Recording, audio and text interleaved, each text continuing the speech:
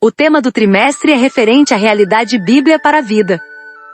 O cristianismo é a única religião comprovada pela ciência e comprovada pela história das origens das etnias. A diferença do cristianismo com as demais religiões é comprovação da experiência humana com realizações sobrenaturais de Deus. Não se trata de fábula nem invenções filosóficas para justificar a existência das coisas. O cristianismo é também a única religião que trata do capítulo final da história humana, em que o homem habitará com Deus na eternidade, com abundância de alegria entre o Criador e criatura. Estas promessas foram escritas por profetas, homens distintos dos demais e guiados por Deus, cuja história também pode ser comprovada.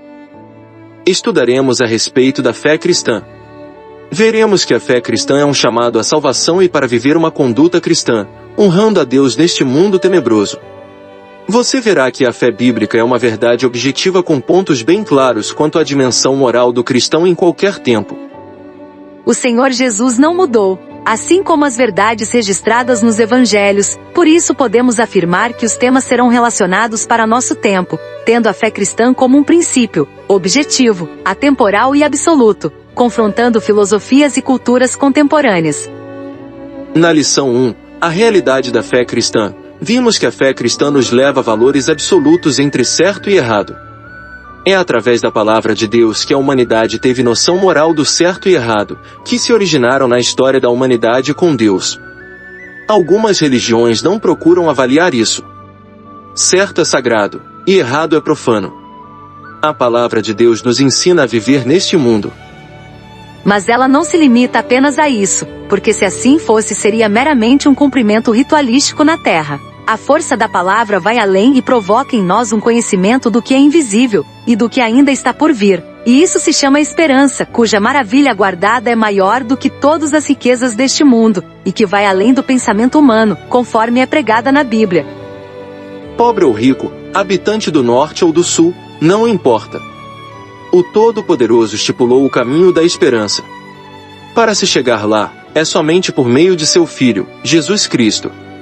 A salvação em Cristo foi, e é, ofertada para todos os homens, sem acepção. Aquele que tem a fé nele, receberá salvação com graça sobre graça, será instruído na terra para não errar o alvo e alcançará a plenitude da esperança. Resumindo, Deus deu instruções morais ao homem, certo e errado, bem e mal. Mas é a força da esperança que mantém o homem conectado com o Todo-Poderoso. Deus nos deu Cristo e assim a esperança será consumada na eternidade ao lado do Pai, do Filho e do Espírito Santo. Na lição 2, a realidade do Deus da Bíblia. Vimos que Deus se revela desde a natureza.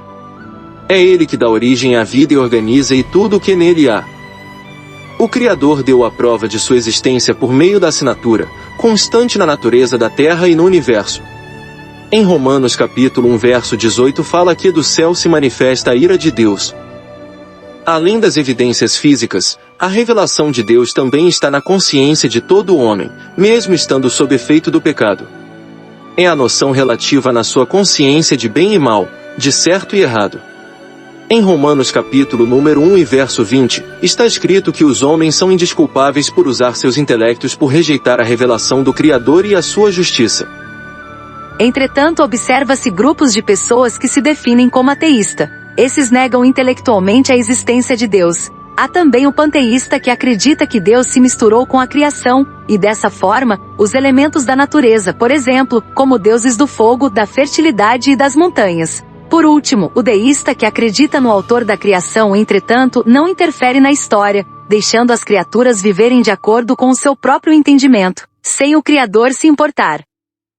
Mas o cristão é teísta. Teísmo é a perspectiva de que Deus existe, criou todas as coisas, e que se envolve diretamente com a criação. Resumindo, há evidências materiais e morais que revelam que Deus existe, e é o Criador. A ira de Deus está sobre aquele que usa a intelectualidade para negar as evidências existentes. Há grupos de descrentes, mas o cristão deve saber que é teísta, pois acreditamos na existência e na interferência de Deus na criação. Na lição 3, a realidade bíblica do pecado, vimos que é preciso conhecer a queda do homem para, de fato, entender o valor da salvação que nos é ofertada por meio de Cristo.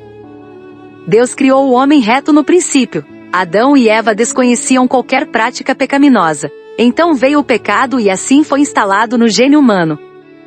O pecado é o obscurecimento do entendimento humano, isto é, da sua intelectualidade, seguida de práticas do mal, isto é, da sua moralidade. O homem tende a praticar aquilo que entende. Mesmo estando sob o efeito do pecado, a tua consciência grita, porque sabe que está fazendo mal. Este mesmo homem tem a chance de se salvar em vida na terra, ao confessar os seus pecados. Mas a morte física encerra a chance, e, então, estará sujeito à morte espiritual, que é a separação entre o homem e o Criador. A perdição eterna é justamente a consequência de quem se esqueceu do Senhor nesta vida e não aceitou a mensagem do Evangelho trazida por Jesus Cristo, o único e suficiente Salvador. Resumindo, é necessário sim conhecer a queda do homem e todas as consequências. O homem, ao ser criado, era isento de pecado. O pecado é o obscurecimento do entendimento que leva às práticas e toda prática tem consequência. O homem está sujeito a morrer apenas uma vez. Não crendo no Evangelho de Cristo, a sua consequência o aguardará na morte eterna. Na lição 4, a realidade bíblica da salvação. Aprendemos que a salvação vem de Deus e foi anunciada desde os primórdios, ao livrar os hebreus da escravidão no Egito, e livrar do exílio também. Temos, então, a noção de que Deus é Salvador. O plano de salvação anunciado no Antigo Testamento é confirmado na vinda do Messias. A salvação não é conquistada pelas obras dos homens, pois no critério de Deus, não haveria de ser por meio das obras das mãos sujas deles. Com a obra de salvação realizada uma vez só, basta o homem agora crer em quem a fez. Daí, quando o homem se arrepende e confessa Jesus como seu Salvador e Senhor, terá sua alma regenerada como nascido de novo. Justificação é quando Deus absolve o homem dos seus pecados e reconcilia-o consigo. Santificação é afastar-se do pecado para uma dedicação exclusiva para Deus. Resumindo, a salvação estava na revelação de Deus junto com o seu povo escolhido. O homem não se torna pecador quando comete pecado, mas é pecador desde o ventre de sua mãe. Portanto, o homem natural jamais poderia salvar a si mesmo. Quando o homem aceita o Evangelho de Cristo, ele é justificado. Daí inicia uma nova jornada vivendo em santificação, o processo de tornar-se santo. Lição 5. A realidade bíblica da santificação cristã. O processo de santificação é coerente na vida de todo crente. Assim como o escravo serve ao Senhor que o comprou, assim deve ser o crente que serve aquele que o salvou. É preciso recordar que enquanto não tínhamos Deus, pertencíamos ao Senhor dos pecados.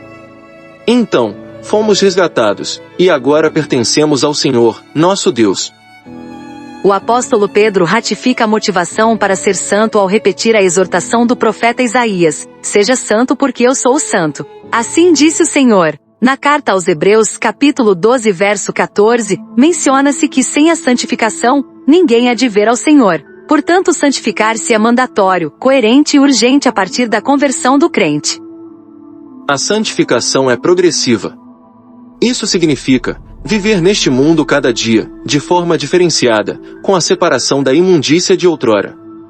O viver diferenciado é possível apenas por intermédio do Espírito Santo, pois é Ele que nos abre o entendimento no homem da palavra de Deus escrita na Bíblia, e também é Ele que repreende na consciência quando algo não agrada. Assim, quando o homem obedece à palavra e à consciência, ele aumenta a sua santidade, e torna-se mais semelhante com o Senhor. Resumindo, a santificação é necessária e sem ela ninguém há de ver a Deus. Santificação é uma questão de entendimento de nossa identidade como salvo. O estágio da salvação é inicial quando nos convertemos, progressiva enquanto vivemos, e final ou perfeita quando chegarmos ao destino final. Na lição 6, a realidade bíblica do cuidado com o corpo. O nosso corpo é templo do Espírito Santo. A palavra de Deus nos orienta para a manutenção da pureza em nosso corpo. O corpo não é para a prostituição, senão para o Senhor, e o Senhor para o corpo, conforme 1 Coríntios capítulo 6 verso 13.